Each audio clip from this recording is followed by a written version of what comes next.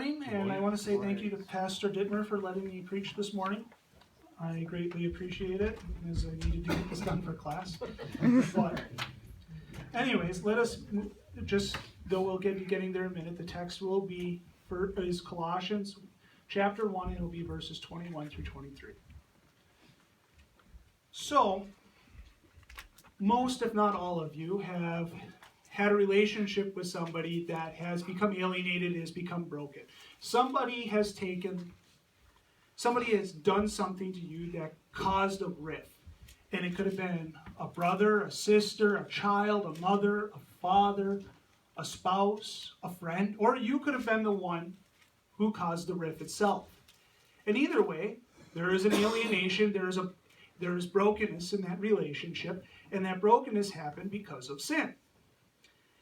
And because of that, again, we have a broken relationship. And I have a story of this I heard not too long ago at the VA. Some guy was just telling me a story. And this guy, he had a brother. The names have been changed to protect all the guilty. And either way, we'll call one guy Paul. Paul had this place he liked to go out. He had a camp, and he liked to go out to his camp, and you had to take public roads to get out to this camp. And you know, if you're going on backwoods roads, they get holes and they get really nasty and mucky. It was kind of like driving down the road to the back here last Sunday. And what happened there is he had the equipment to go fix it. So he decided to go out and fix the road. And he took a little bit of gravel from like a little mound on the side of the hill, like next or the side of the road, and fixed the road. Well, the issue is taking gravel from public land, even if it is to fix a public road, is illegal. And it ended up his brother ratted him out to the DNR. And when that happens, and then he gets charged. And he ended up getting a lawyer. And his lawyer told him that it was his brother had ratted him out. His brother hadn't told him. And shortly after this, his brother calls him. And his brother goes and says, I heard you're in trouble with this. I don't know who ratted you out. And immediately this guy, who's a crusty old vet, started cussing his brother out and told him that if you ever speak, I know it was you, and if you ever speak to me again, I'm going to punch you in the face, along with some other threats of violence. And now, if they see each other, from what I understand, the brother won't even make eye contact, and he may not even make eye contact with his brother. Their relationship is broken. It has been years and years. And they're alienated, they're broken, and it's because of sin. And that there leads us into our text today, which we will start in verse 21. It says, and you who were once alienated and hostile in mind, doing evil deeds. And right there, as we see, that is a heavy accusation to lay against people here. Like, sitting there and be like, hey, you're hostile in mind towards God and you lay evil deeds. And that's a hard thing to say, but in reality, the reason for this is we make idols in our minds. And the idols are like we sit there and it'd be like we can turn any good thing into something that, like, we'll say, like, if Eric likes music, or I like shooting, or Pastor Dittmer like farming, we can sit there and make that such a focus that we would put all our drive, energy, and passion towards that. And anyways, we sit there and we will create an idol. And if we go into Exodus, and I believe it is chapter 20, if you'd like to turn there. You don't have to if you don't want to.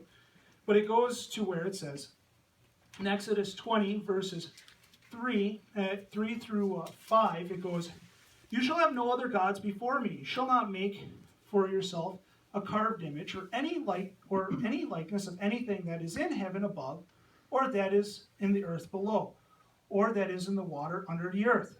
You shall not bow down to them or serve them, for I, the Lord, am a jealous God. God is jealous, and he is of his position of God, and he has every right to be, because that is a position he fills it. It'd be like a wife being jealous of anything that comes between her husband at all, or a husband is justified in being jealous of anything that comes between him and his wife. I know that I would not like another guy coming in between me and my wife. I would not be a very nice or friendly person during that time. So anyways, right there, so anything then that comes between us and God is an idol.